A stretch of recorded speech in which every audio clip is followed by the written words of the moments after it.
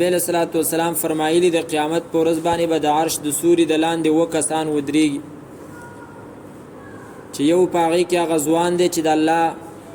په عبادت کې د هغه ځواني تیر شوی او هغه غټ شوی د الله په عبادت کې تربیت او پرورش ټول په داسې خاندان کې شوی چې هغه د دینداری خودلی په دې باندې سر سپین شوی ګیره سپینه شوی او په دې باندې هغه وفات شوی نو دا به د قیامت پر ورځ باندې د عرش د سوري د لاندې دغه رنګي هغه کس چې هغه بار بار جمعات ترازی ورجل قلبه معلق بالمساجد او چې یو منځ وکي نو بیا بل مانزه ټیم ته ګوري چې کله دغه ټیم داخليږي نو دا مانزه ته متوجه کیږي مانزه طرف ترازی الله تعالی نبی رسول الله فرمایي د قیامت پر ورځ به دا د الله د عرش د سوري د لاندې دغه رنګي هغه بادشاہ چې هغه ظلم نزان ساتي انصاف کوي د خپل عوامو سره قیامت پر ورځ باندې به د عرش د سوري د لاندې یو ځوان سړی دی او هغه ته مالدار زنانه د حسن او د جمال والا د زنا دعوت ورکی او دا وته وایي چې انی اخاف الله زه د الله نه یریږم دا به د قیامت پر ورځ باندې د عرش د سوري د لاندې دوه کسان دي چې د هغو د یو بل سره محبت دی تعلق دی صرف د الله تعالی د رضا د وجې نه که د چا سره که د بل سره مینه کوي د دې وجې نه چې هغه د الله تعالی ته نږدې انسان دی او د الله خوښ دی او دیندار دی نو دا سره مینه ساتي الله تعالی فرمایي دا دواړه به د قیامت پر ورځ باندې د عرش د سوري د لاندې به هر حال چې څومره کسان دغه رنګي یو پکې هغه کس ذکر کړی دی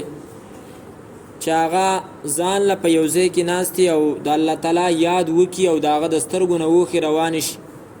رجل ذکر الله خالیا ففاضت عیناه سترګو نه اوښکې روانې شي او وجاړي دا خو اکثر کېږي د انسان سره چې زړه کې څه نه څه درد دی او په ده باندې دا ځان له ځای کې کیني او د الله قدرتونو کې سوچ او فکر کوي نو په خپله د هغه د سترګو نه اوښکې ځي جاړي نبی صلی الله علیه وسلم فرمایي دا به د قیامت پر ورځ باندې د عرش د سوري د لاندې به هر حال چې څنګه د الله پیغمبر ویلي دي هغسې پې زمونږ ایمان دی چې د قیامت پر ورځ باندې به هغسې کېږي چې څنګه ویلي نو دلته قرآن کریم د جهنمیانو او د جنتیانو خبرې کړي دي الله تعالی ذکر کړي دي فرمایلی دي زمونږ په ایمان دی چې څنګه ویلي دي هغسې به کېږي د قیامت پر ورځ باندې الله تعالی فرمایي ونادا او آواز به وکړي اصحاب الجنت د جنت والا اصحاب النار او دوزخیانو ته اور والو ته به چې دی نو آواز وکړي اوس د دې څه مطلب دی چې جنت او جهنم دا به داسې نږدې چې جنتیان به جهنمیانو ته څه وکړي آواز وکړي ګوره دا آیات په هغه وخت کې راغلی دی چې په هغه وخت کې د میډیا د ټیکنالوژۍ څه هیڅ تصور نه و د چا په زړه کې او د چا په خیال کې د سره نه دا خبره راتله نه چېرې د دې ځای نه یو سړی به چې دی نو د ملکونو نه پناه بل انسان سره خبرې اترې کوي خو الله تعالی ذکر کړي و د خلکو په ایمانو او یو مفسر عجیبه هغه دا خبره چې دی نو ذکر کوي او هغه فرمایي چې د قیامت په ورځ باندې د جهنمیانو د جنتیانو چې د یو بل سره دا کمې خبرې دي نو د دې دپاره به یو داسې اسباب استعمالیږي چې هغه فرمایي دا لا اوسه پورې موږ نه ده لیدلې موږ هغه ولیدل چې څنګه د یو سړي خبرې بل ځای ته رسیږي نو دا څه ناشنا خبره نه ده یو سړی پناه د غرونو نه شاته د سمندرونو نه اخوا دی او دا دلته موبایل کې سکرین باندې ښکاري موږ ته خپله هر څه خبره په صحیح طریقه باندې هغه ته ورسولی شو نو دغه رنګې دا خبرې اوس داسې نه دي چې د عقل نه لرې دي چې یاره جنتیان به د جهنمیانو سره څنګه خبرې کوي ته په امریکا کې ناست سړي سره څنګه خبرې کوي په لندن کې ناست سړي سره څنګه خبرې کوي دغسې د دې لپاره به اسبابي الله تعالی دام کولی شي نن خو اوس خو هر شی چې دی نو هغه ممکن دی مخامخ پراجکټ دغه ولګوه او په هغې ته چې دی نو کیمره ولګوه هر څه چې دی نو په دیوال تا ته ښکاري اوس خو پکې په موبایل کې هغه آپشن راوتی دي چې ستا په موبایل کې کومه ویډیو د هغه ولګوه مخامخ موبایل دغه ته دیوال ته ونیسه هغه ویډیو به ستا په دیوال چلی نو دا دې ټیکنالوژي چې دومره ترقي وکړله الله تعالی خو په هر شي باندې قادر دی د دې ټیکنالوژي دا طریقه خو انسان ته الله تعالی ښودلې ده. نو قیامت کې الله تعالی دا نشي کولی چې د دې دیوال نه اخوا چې دی نو جهنم دی او د هغه غار سره الله تعالی په دې دیوال باندې جنتیانو ته چې دی نو څه کي په دغه سکرین باندې وچلی یو دی اوس بیا خبرې کوي مخامخ جنتیانو ته نه چې دی نو د جهنم هواګانې را رسیږي او نه جهنمیانو ته د جنت نعمتونه څه کېږي محسوسیږي. دا الله تعالی قادر دی په دې باندې او دغسې به کېږي. ونادى اصحاب الجنه او आवाज به وکي جنتیان اصحاب النار دوزخ والو ته سبا وتوای ان قد وجدنا دا چې ومندل منګه ما هغه څه وعدنا ربنا چې وعده کړی و زمنګ سره رب زمنګ حقا حق منګ ته زمنګ رب دا ویلیو چې چا ایمان راوړ او نیک اعمال وکړل هغه به جنت ته داخلو ما اولئک اصحاب الجنه. دا زمنګ د رب زمنګ سره وینا لوزو او زمنګ ته دا وعده و زمنګ سره او دغه سیمنګ ولیدل چې څنګه راته ویلو هغه سیمنګ نعمتونو تر ورسید. الله تعالی دې منګم د دې جنتیانو نه جوړ کی. نو بیا باغو ته وای فهل وجدتم پس آیا ومندل تاسو ما هغه څه وعد ربکم چې وعده کړی و رب تاسو سره حقا حق تاسو ته چې دا ویلو چې الکا ګناهونه مکوئ که چا ګناهونه وکړل نو دا هغه ځای چې دی نو بیا جهنم دی. دا ویلو چې د زنا نه ځان وساتئ او چا چې زنا وکړه فاولئک یلقون غیا دی به چې دی نو هغه د جهنم کندې ته اچولی کېږي چې په هغې کې به زناکار اوسیږي. دای ویلو چې منافقت مه کوئ چې چا منافقت وکړو نو ان المنافقین فی الدرک الاسفل من النار دی به د جهنم په لاندې طبقه کې. دای ویلو سود چې دی نو تاسو مه کوئ چې چا سود وکړو نو هغه به د الله جنگ ته چې دی نو ځان تیار کړي. دا ټولې خبرې تاسو وموندلې نو هغې به ووایي قالو او به وایي هغې نعم او بالکل چې څنګه الله تعالی فرمایلی و هغسې مونږ چې دی نو ولیدل. اوس دلته د جنتیانو دا خبره چې دا آیا دی به د ګروپ په شکل کې کوي او که نه علما کرام فرمایي چې نه داسې به نه چې جنتیان به یو ځای ته راجمع شي او جهنمیانو ته به بیا دغه خبرې شروع کړي. نه د جنتیانو یو فرد چې په جهنمیانو کې کم کس پیژني بس هغه سره به خبرې کوي. د هر دور سړی چې دی نو د خپل دور چې کوم کافر دی او منافق دی او جهنمی دی د هغه سره به خبرې کوي. موږ د نبی علیه صلات وسلام د دور خلک څه پیژنو؟ موږ ابوجهل خو نه دی لیدلی او نه موږ هغه په شکل سره پیژندی شو او نه موږ عتبه او شیبه او دا غټ غټ چې کوم رئیس دغه او دا کفر او د کافرو امامان او مشرانو د هر دور سړی مثال په طور موږ د خپل دور غټ کافر چې دی نو هغه چې په کفر باندې د دنیا نه تللی دی هغه موږ پیژنو او الله تعالی دې موږ جنتیان کړي نو موږ به بیا هغه کافر ته آواز کړو چې ګوره تاسو ته موږ څه چې الله کوم لوز کړی هغه موږ حق ولیدو نو آیا تا هغه حق ولیدو؟ نو هغه به ووایي قالو به وایي هغې نعم او فاذن مؤذن پس اعلان به وکړي او اعلان کوونکی بینهم د دوی په منځ کې اللعنة الله هغه اعلان به د هغه دایي ان تفسیریه دا چې لعنت د الله تعالی دی علی الظالمین په ظالمانو باندې د الله تعالی لعنت. مؤذن چاته ویل کېږي؟ مؤذن اعلان کوونکی ته ویل کېږي. چې کوم یو کس اذان کوي هغه ته مؤذن ځکه ویل کېږي چې هغه د مانځه اعلان کوي چې ای خلکو د مانځه ټیم شو تاسو اوس مانځه ته متوجه شئ. اللعنة الله علی الظالمین چې د الله لعنت دی په خلکو چې هغې ظلم کوونکي دي. ګوره ظلم ډېر شي قسمونه دي ښه د ټولو نه غټ ظلم دا دی چې یو سړی د الله تعالی سره د الله په عبادت کې نور څوک شریک په مخ د ځمکه باندې چې څومره لوی ظلم دی هغه د دې نه بل غټ نشي کېدی. ځکه چې بابا لقمان صاحب لقمان حکیم بابا خپل بچی ته چې کوم نصیحت کړی دی نو په هغې کې هغه فرمایي وإذ قال لقمان لابنه یا بنی لا تشرک بالله ای زما بچیه د الله سره حصه دار مه جوړوه د الله حق چې دی نو بل چاله مه ورکوه د الله په بندګۍ کې د الله سره بل څوک حقدار مه جوړوه.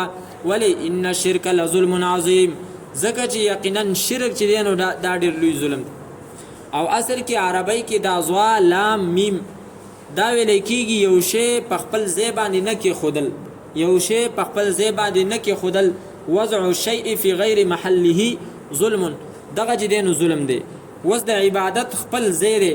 چې الله تعالی مخې ته خپل تندې کېږدي او ته دغه تندې د الله مخې ته کېنږدي او بل ځای کې کېږدي، نو دا تا ظلم وکړو، ځکه چې کم تندې په کم ځای کې کېښودل پکار و هغه ځای د پرېښودو او په بل ځای کې د څه کړو هغه کېښو. اللعنة الله علی الظالمین. او بیا ظلم چې څنګه دغه غټه مرتبه ده نو داسې نورې مرتبې هم د ظلم دي. معمولی نه معمولی د چا حق وهل هغه هم ظلم دی، داسې پسې بره ځه څوک وهل په چاله چې دی نو د بدني سزا ورکول، څوک د خپل اهل و عیال نه جدا کول، په جیلونو کې بېګناه بندول، او د چا عزت چې دی نو هغه لوټ کول، په چا باندې تهمت لګول، له چا غیبت کول، دا ټول د ظلم چې دی نو شاخونه دي. او حدیث مبارک کې راځي چې دا ظلم د قیامت پر ورځ باندې به بیا د تیارو په شکل کې. حدیث تاسو ویل طالبانو الظلم ظلمات یوم القیامه، ظلم به د قیامت پر ورځ باندې د تیارو په شکل کې، ظلم قیامت کې دن اندھیروں کی شکل میں ہوگا. مومنانو سره به په قیامت کې بیا چې دی نو رڼای، او چې چا ظلم زیاته کړی کاغه منافق دی او کاغه ارسوک دی نو هغه به بیا هغه سره به دغه تیاری او بیا به مومنانو ته چغې وی. سورة حدید آیت نمبر 13 او 12 کې راځي چې دی به وایي ويوم يقول المنافقون والمنافقات للذين آمنوا انظرونا نقتبس من نوركم. مومنانو ته به وی دا منافقان سړي او ښځې چې تاسو موږ ته لږ ودرېږئ، ستاسو سره چې کومه رڼا ده دا رڼا موږ ستاسو نه اخلو. هغې به ورته ووایي پیچې جاو پیچې، او دنیا ته لاړ شي، د رڼا د حاصلولو ځای څه هغه دنیا وه. اوس چې دی نو زموږ په اختیار کې دا نشته چې موږ تاسو له دا رڼا درکړو، دا خو د الله تعالی د طرف نه موږ ته حواله شوې ده. نو بیا به ظالم چې دی نو په تیارو کې. اوس دا ظالمان څوک دي؟ الذین دا کسان دي یصدون عن سبیل الله چې بندوي خلک د الله تعالی د لارې نه، ویبغونها او لټوي د الله تعالی په دې لاره کې عوجا کوږوالی. ګوره دا د ظالم هغه غټ قسم دی چې د الله د دین نه خلک منع کوي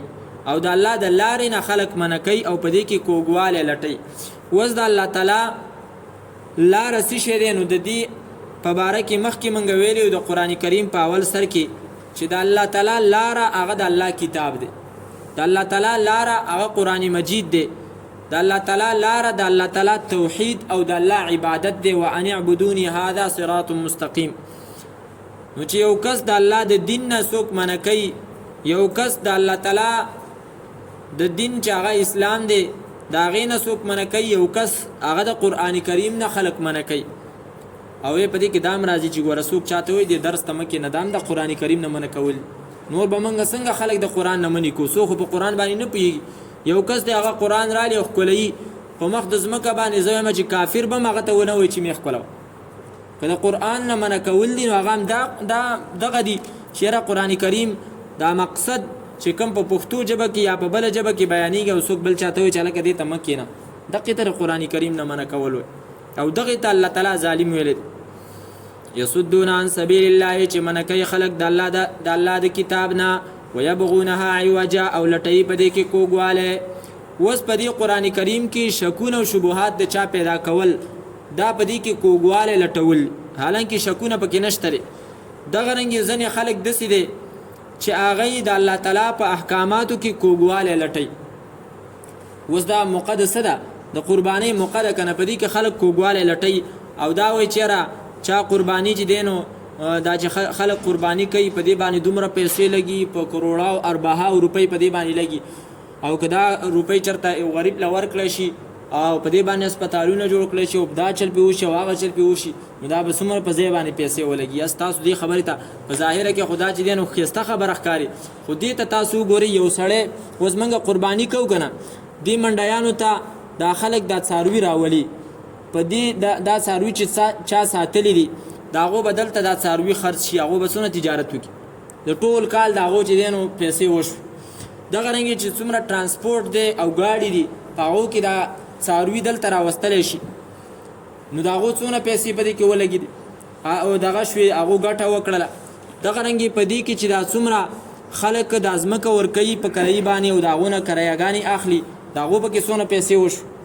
دغه رنګې چې دا څومره ګیاګانې خرڅېږي په دې منډیانو کې او دې لپاره دا خلک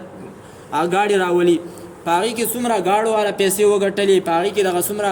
دغه ګیاګانو والا پیسې وګټلې. دغه رنګي بیا دغه چې کومه څاروي حلال شو په دې کې ګوره غریب ته څومره په مفتو کې غوښه میلاوي لکه ټول خو خلک نه خوري کنه دغه غوښه کې د غریبانانو حصې کیږي نو دا داسې یو عجیبه کاروبار دی چې دا بل ملک په داسې انداز باندې کاروبار نشي چلولی چې په هغې کې هر یو کس ته جدا جدا چې دی نو هغه پیسې میلاو شي دا خو د الله تعالی دین دی خو په دې باندې خو د خلکو عقل نه دی خلاص نو اصل کې د دې دین سره چې دی نو نفرت دی نو د دې وجې نه دغه اعتراضونه پې کوي خو دا د الله تعالی په خپل دین کې یو داسې لچک ایښی دی جتنا دباؤگے اتنا ہی ابھرے گا چې څونه چې دی نو دا دباوې هغومره به دا سوا کي او دا به زیاتي نو دې وجې نه ویبغونها عوجا الله تعالی فرمایي څوک چې پکې دا کوږوالی لټوي نو دغه کسان وهم او دی بالآخرت په آخرت باندې کافرونه کفر کوونکي دي اصل کې آخرت نه مني